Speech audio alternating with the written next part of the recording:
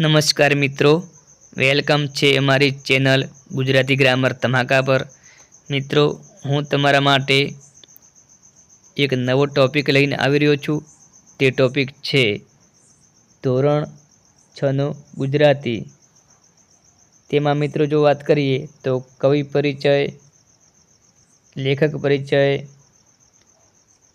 સાહિત્ય પ્રકાર, કાવ્ય તથા પાઠનો મહિમા અને મિત્રો સંપૂર્ણપણે વ્યાકરણ પણ આવરી લેવામાં આવેલો છે। તો મિત્રો ખાસ આ વિડીયો વધુમાં વધુ મિત્રો સાથે શેર થાય એવો પ્રયત્ન કરજો, જેથી કરીને બીજા મિત્રોને પણ ઉપયોગી બની શકે। અને મિત્રો બીજું કે ટેટ 2ની તૈયારી કરતા મિત્રો માટે ખાસ આ વિડીયો ઉપયોગી બનશે। તો મિત્રો લિંકને ફટાફટ શેર કરી દો। તો હવે આપણે સ્ટાર્ટ કરીશું।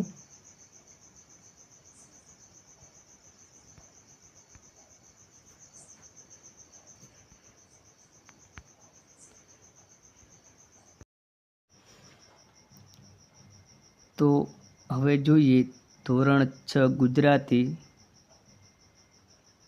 પાઠ 4 દષ્ટિ પારની સૃષ્ટિ। દષ્ટિ પારની સૃષ્ટિ લેખક છે ડૉક્ટર જયંત નાર્લીકર। હવે મિત્રો સાહિત્ય પ્રકાર પૂછાય તો સાહિત્ય પ્રકાર છે મિત્રો વિજ્ઞાન કથા। ઘણીવાર એવો પ્રશ્ન બનતો હોય છે, દષ્ટિ પારની સૃષ્ટિનો સાહિત્ય પ્રકાર જણાવો। તો આપણો જવાબ શું હોવો જોઈએ? વિજ્ઞાન કથા। અને લેખક પૂછાય તો ડૉક્ટર જયંત નાર્લીકર। ડૉક્ટર જયંત નાર્લીકરનું પૂરું નામ પૂછાઈ શકે છે મિત્રો, ધ્યાન આપજો ખાસ। તો ડૉક્ટર જયંત વિષ્ણુ નાર્લીકર। ડૉક્ટર જયંત નાર્લીકરનું પૂરું નામ ડૉક્ટર જયંત વિષ્ણુ નાર્લીકર એક મહાન ખગોળ ભૌતિકશાસ્ત્રી છે। ડૉક્ટર જયંત વિષ્ણુ નાર્લીકર એક મહાન ખગોળ ભૌતિકશાસ્ત્રી છે। મિત્રો પ્રશ્ન બની શકે, ગુજરાતીના કયા લેખક એક મહાન ખગોળ ભૌતિકશાસ્ત્રી છે? તો આપણો જવાબ શું હોવો જોઈએ મિત્રો? ડૉક્ટર જયંત નાર્લીકર। તેમણે વિજ્ઞાનને લગતા કાલ્પનિક વિષયો પર અનેક વાર્તાઓ અને નવલકથાઓ લખી છે। મિત્રો એના આધારે પણ પ્રશ્ન બનવાની સંભાવના રહેલી છે। ધોરણ 6ના કયા લેખક કે તેમણે વિજ્ઞાનને લગતા કાલ્પનિક વિષયો પર અનેક વાર્તાઓ અને નવલકથાઓ લખી છે? તો આપણો જવાબ મિત્રો હોવો જોઈએ ડૉક્ટર જયંત નાર્લીકર। તેમને ભારત સરકાર દ્વારા પદ્મ વિભૂષણ પુરસ્કાર પ્રાપ્ત થયો છે।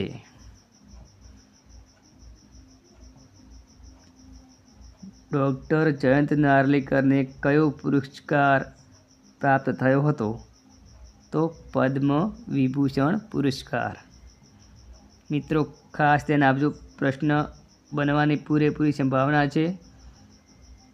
ડૉક્ટર જયંત નાર્લીકરને કયો પુરસ્કાર પ્રાપ્ત થયો છે? તો પદ્મ વિભૂષણ પુરસ્કાર।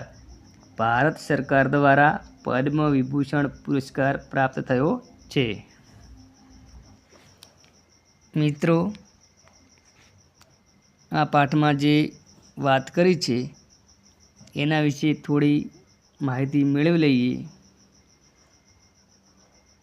કદાચ પરીક્ષામાં આમાંથી 1-2 પ્રશ્ન પૂછાઈ શકે, તો આપણે એકવાર વાંચન કરેલું હોય તો આપણને તરત જ ધ્યાનમાં આવે, એટલા માટે તો મિત્રો ખાસ ધ્યાન આપજો।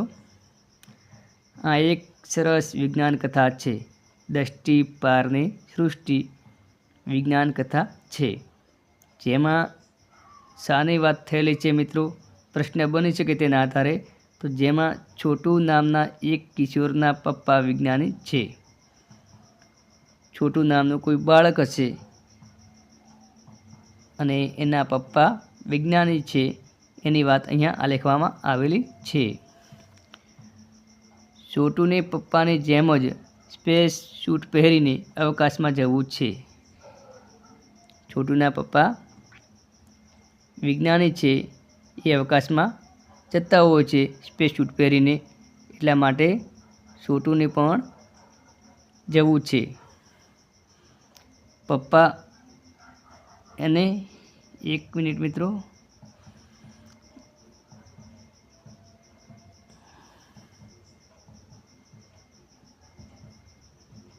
પપ્પા એને ખંતથી ભણવાની અને મા બાપનું કહ્યું કરવું એવી સલાહ આપે છે.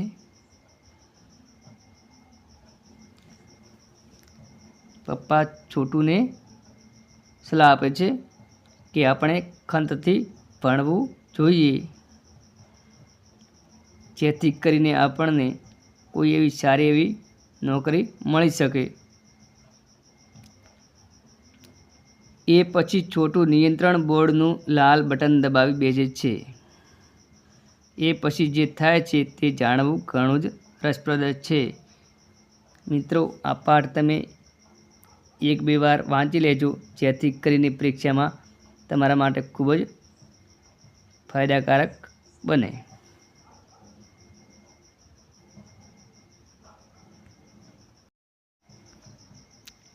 હવે મિત્રો, આપણે એકવાર રિવિઝન કરી લઈએ.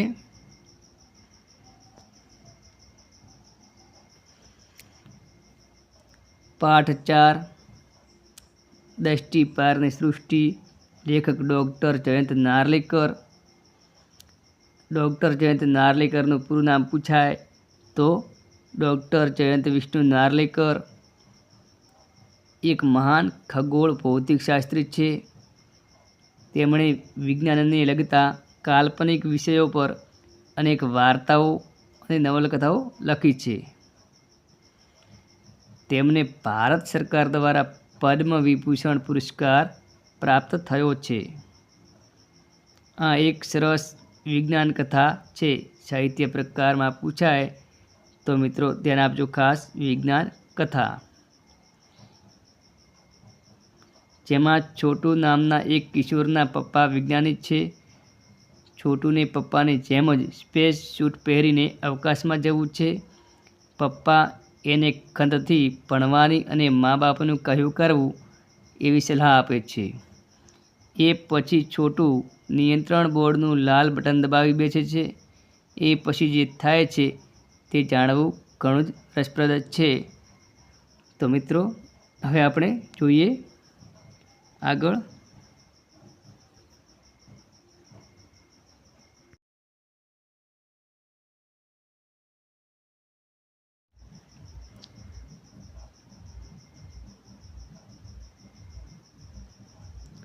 શબ્દાર્થ. તો મિત્રો ખાસ ધ્યાન આપજો. બોગદુ, છુપો રસ્તો. બોગદુ, છુપો રસ્તો. વસાહત, મૂળ સ્થાનેથી બીજે કરાતો વાસ, જ્યાં વસવાટ છે તેવું. મિત્રો, શબ્દ સમૂહ માટે શબ્દ આવી શકે, ધ્યાન આપજો ખાસ. મૂળ સ્થાનેથી બીજે કરાતો વાસ, જ્યાં વસવાટ છે તેવું. તો શું આવશે મિત્રો? વસાહત. નિરીક્ષક, દેખરેખ રાખનાર. નિરીક્ષક, દેખરેખ રાખનાર. મિત્રો, નિરીક્ષક સમાસમાં પણ આવી શકે છે. તો મિત્રો, નિરીક્ષક કયો સમાસ બનશે? નિરીક્ષક તો મિત્રો ઉપપદ સમાસ બનશે. ઉપપદ સમાસ. કેન્દ્રીય મુખ્ય જગ્યા. કેન્દ્રીય મુખ્ય જગ્યા. વહારે મદદે. વહારે મદદે, અપેક્ષિત, જેની ઈચ્છા હોય તેવું, અપેક્ષિત, જેની ઈચ્છા હોય તેવું. મિત્રો, અપેક્ષિત શબ્દ સમૂહ માટે પણ પૂછાઈ શકે છે. અપેક્ષિત, જેની ઈચ્છા હોય તેવું. પ્રાણવાયુ, ઓક્સિજન, પ્રાણવાયુ, ઓક્સિજન. અદમ્ય, રોકી ન શકાય તેવું, અદમ્ય, રોકી ન શકાય તેવું. મિત્રો, શબ્દ સમૂહ માટે પણ આવી શકે છે. અદમ્ય, રોકી ન શકાય તેવું એટલે કે અદમ્ય. નિવેદન, જણાવવું, માહિતી રજૂ કરવી. નિવેદન, જણાવવું, માહિતી રજૂ કરવી. અસ્તિત્વ, હયાતી, અસ્તિત્વ, હયાતી. તંત્રજ્ઞ, તંત્ર, મશીનરીનો જાણકાર. તંત્રજ્ઞ, તંત્ર, મશીનરીનો જાણકાર. મિત્રો, તંત્રજ્ઞ સમાસ બની શકે છે. તો મિત્રો, કયો સમાસ આવશે? ઉપપદ સમાસ.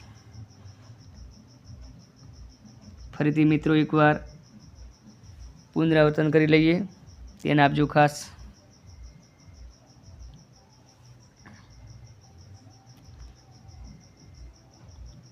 બોગદું, છુપો રસ્તો. વસાહત, મૂળ સ્થાનેથી બીજે કરાતો વાસ, જ્યાં વસવાટ છે તેવું. નિરીક્ષક, દેખરેખ રાખનાર. નિરીક્ષક સમાસ પૂછાય તો ઉપપદ સમાસ. કેન્દ્રીય, મુખ્ય જગ્યા. વહારે, મદદે, અપેક્ષિત, જેની ઈચ્છા હોય તેવું. પ્રાણવાયુ, ઓક્સિજન, અદમ્ય, રોકી ન શકાય તેવું. નિવેદન, જણાવવું, માહિતી રજૂ કરવી. મિત્રો, શબ્દ સમૂહ માટે પણ આવી શકે છે. માહિતી રજૂ કરવું, માહિતી રજૂ કરવી, જણાવવું તો નિવેદન. અસ્તિત્વ, હયાતી. તંત્રજ્ઞ, તંત્ર, મશીનરીનો જાણકાર. કયો સમાસ બનશે મિત્રો? તંત્રજ્ઞ તો ઉપપદ સમાસ. મિત્રો, જો તમને અમારો આ ટોપિક યોગ્ય લાગ્યો હોય તો લાઈક કરવાનું ના ભૂલતા, અને અમારી ચેનલ સબસ્ક્રાઈબ જો ના કરી હોય તો કરી લેજો, જેથી કરીને અમારા જે નવા વિડીયો તમને સમયસર મળી રહે. ને હવે ફરીથી આપણે નવા વિડીયો સાથે મળીશું. જય હિન્દ, જય ભારત.